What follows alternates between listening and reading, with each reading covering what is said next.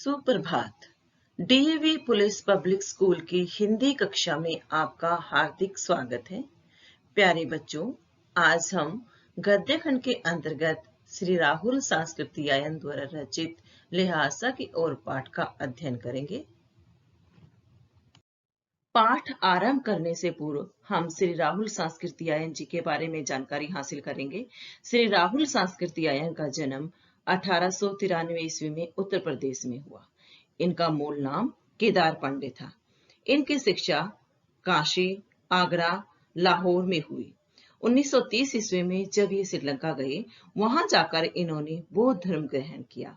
तब से इनका नाम राहुल सांस्कृतियायन हो गया। राहुल जी घुमक्कड़ स्वभाव के थे। राहुल जी को पाली, प्राकृत, अपभ्रंश, तिब्बती, चीनी, जापानी, रूसी सहित अनेक भाषाओं की जानकारी थी। इन्हें भाषाओं के कारण महापंडित भी कहा जाता था। 1963 ईस्वी में इनका देहांत हो गया। राहुल जी ने उपन्यास, कहानी, आत्मकथा, यात्रावृत्त, जीवनी, आलोचना, शोध आदि अनेक विधाओं में साहित्य सृजन किया। इतना ही नहीं, इन्होंने अनेक ग्रंथ का अनुवाद भी हिंदी भाषा में किया। मेरी जीवन यात्रा, दर्शन दिग्दर्शन, 22वीं सदी, वोल्गा से गंगा, भागो नहीं दुनिया को बदलो, दिमाग की गुलामी, घुमक्कड़ शास्त्र आदि इनकी प्रमुख कृतियां हैं। साहित्य के अलावा इन्होंने दर्शन, राजनीति, धर्म, इतिहास, विज्ञान आदि अनेक विषयों में बहुत ही पुस्तकें लिखी, जिनकी संख्या 150 है। इनके साहित्य की प्रमुख विशेषता यही है कि इन्होंने लुप्त प्राय सामग्री का उद्धार किया। यह यात्रा वृत्तांत राहुल जी की प्रथम तिब्बत यात्रा से लिया गया है, जो उन्होंने सन 1929 और 1930 में नेपाल के रास्ते से की थी। उस समय भारतीयों को तिब्बत जाने की अनुमति नहीं थी, इसलिए उन्होंने यह यात्रा एक भिखमंगे के छद्म वेश में की थी। इसमें तिब्बत की राजधानी ल्हासा की ओर जाने वाले दुर्गम रास्तों का वर्णन लेखक ने बहुत ही रोचक शैली में किया। इस यात्रा वृत्तांत से हमें उस समय के तिब्बती समाज की भी जानकारी मिलती है। बच्चों, जो ये रास्ता आप देख रहे हो, ये नेपाल से तिब्बत जाने का मुख्य रास्ता है। जब फ्री क्लिंगपोंग का रास्ता बंद था, अर्थात खुला नहीं था, तो नेपाल ही नहीं, हिंदुस्तान की भी चीजें इसी रास्ते से तिब्बत जाया करती थी। यह व्यापारिक नहीं, सैनिक रास्ता भी है। इसलिए जगह जगह फौजी चौकियां और किले बने हुए थे, जिनमें कभी चीनी पलटनें रहा करती थी। आजकल बहुत से फौजी मकान गिर चुके हैं, क्योंकि जब किसी चीज की देखभाल नहीं होती तो वे नष्ट हो जाते हैं। दुर्ग के किसी भाग में जहां किसानों ने अपना बसेरा बना लिया है, उनको लगा कि ये रहने के लिए उचित है। वहां घर कुछ आज भी आबाद है। ऐसे ही परित्यक्त एक किला है, जिसे हम चीनी किला कहते हैं। वहां लेखक अपने साथी के साथ चाय पीने के लिए रुका। तिब्बत में यात्रियों के लिए बहुत सारी आराम की भी चीजें हैं और बहुत सारी कठिनाइयां भी हैं।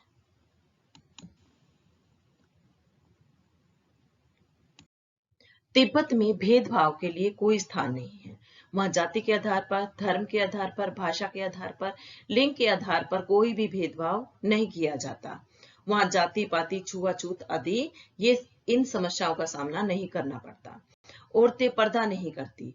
2 प्रकार के भीखमंगे वहां पर पाए जाते हैं, उच्च श्रेणी के और निम्न श्रेणी के। उच्च श्रेणी के जो भीखमंगे होते हैं, उनका मान सम्मान किया जाता है, परंतु निम्न श्रेणी के जो भीखमंगे होते हैं, उनका मान सम्मान नहीं होता। लेखक जब परित्यक्त चीनी किले से चला, तो एक आदमी राहगीरी मांगने लगा। लेखक ने अपनी ओर सुमति की चिट्ठी उसे दे दी, अर्थात परमिशन लेटर। सुमति की जान पहचान के कारण उसे थोंगला के आखिरी गांव में ठहरने की अच्छी जगह मिल गई। पिछली बार जब वे घोड़ों पर सवार होकर वहां आए थे, तो उन्हें एक गरीब झोपड़े में ठहरना पड़ा। इस बार वे भीखमंगे के वेश में वहां पर गए, अर्थात इस बार की यात्रा उनकी किसकी थी? भीखमंगे के वेश में थी। लेखक और उसके साथी के लिए सबसे विकट समस्या डांडा थोंगला पार करना था। डांडे तिब्बत में सबसे खतरनाक जगह है, जो 16-17 हजार की ऊंचाई पर स्थित होने के कारण इसके दोनों तरफ कोई गांव गिराव नजर नहीं आते। नदियों के मोड़ और पहाड़ों के कोनों के कारण बहुत दूर तक आदमी भी दिखाई नहीं देता। डाकुओं के लिए यह सबसे सुरक्षित स्थान है, अर्थात डाकू यहाँ पर छिपकर अपने आप को सुरक्षित महसूस करते हैं। तिब्बत में गांव में आकर खून हो जाते हैं, तब तो खूनी को सजा भी नहीं मिल सकती, लेकिन इस निर्जन स्थानों में मरे हुए आदमियों के लिए कोई परवाह नहीं करता। सरकार, खुफिया विभाग और पुलिस पर भी कोई अधिक खर्च नहीं करती। वहां कोई गवाह भी नहीं मिल सकता। जो डाकू होते हैं पहले लोगों को मारते हैं और फिर उसे लूटते हैं, इसलिए सभी को अपनी जान माल का डर बना रहता है। परंतु लेखक और उसके साथी अब की बार जब भीखमंगे के फेस में थे तो उन्हें इस चीज का भय नहीं था। जब भी कोई आदमी दिखाई देता तो वे जीव निकालकर भीख मांगने की चेष्टा करते थे। जब लेखक और उसका साथी डांडे की यात्रा से नीचे उतर रहे थे तो उतराई के समय लेखक का घोड़ा बहुत धीमे चल रहा था। लेखक उसे आगे चलने को कहता, तब वह पीछे जाता। आगे 2 रास्ते थे। लेखक बाएं रास्ते पर चल पड़ा और 1.5 मील चलने के पश्चात उसे एहसास हुआ कि उसने गलत रास्ता चुन लिया है, अर्थात वह रास्ता भटक गया है। वह फिर वापस आया। शाम तक 4-5 बज चुके थे। सुमति उसका इंतजार कर रहा था और बहुत क्रोधित था। जब उसने सुमति को अपनी समस्या बताई तो वह शांत हो गया। अब वे दोनों तिगरी के विशाल मैदान में थे। उसके चारों ओर पहाड़ियां थी। विशाल मैदान के भीतर भी एक पहाड़ी थी जिसका नाम था तिगरी समाधि गिरी। उसके आसपास अनेक गांव थे जिसमें सुमति के यजमान रहते थे। सुमति सब जगह जाना चाहते थे ताकि उन्हें गंडे पहुंचा सके। गंडे यानी कि ताबीज। गंडे पतली पतली चीरी बत्तियों से बने होते हैं। गंडे खत्म हो जाने पर वे कपड़े की दूसरी चीरी बनाकर अपने यजमानों को देते थे। लेखक ने सुमति को दूर दूर के गांव में न जाने के लिए राजी कर लिया था। अगले दिन लेखक और सुमति दोनों 10-11 बजे चले। धूप बहुत तेज थी।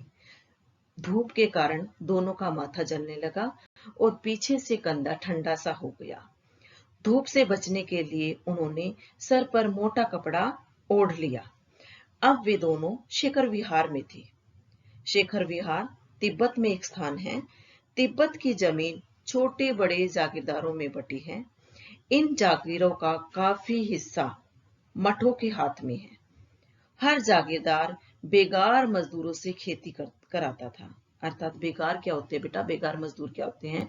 जो बिना वेतन के कार्य करे उन्हें बेगार मजदूर कहा जाता है। खेती का प्रबंध करने के लिए कोई भिक्षु आता जिसे राजा की तरह सम्मान दिया जाता था। लेखक और सुमति शेखर विहार में पहुंचे तो उनकी भेंट मुखिया नमसे से हुई, जो एक क्या थे? भद्र पुरुष थे। लेखक उस समय भिखमंगे की वेश में था। फिर भी वहां पर जो मुखिया था, नमसे था, उन्होंने उनका मान सम्मान किया। एक बौद्ध मंदिर था जिसमें बुद्ध वचन अनुवाद की 103 हस्तलिखित पोथियां थी। वहीं लेखक ने आसन जमाया और पोथियां मोटे मोटे अक्षरों में लिखी हुई थी। एक एक पोथी 15-15 शेर की थी। लेखक उन पुस्तकों को पढ़ने लग गया, उनमें रम गया। सुमति ने यजमानों के पास जाने के लिए जब लेखक से पूछा तो लेखक ने उन्हें अनुमति दे दी। अगले दिन वे भिक्षु नमसे से विदाई लेकर वहां से चल पड़े। प्यारे बच्चों, आशा है इस पाठ का सारांश आपको समझ में आ गया होगा। धन्यवाद।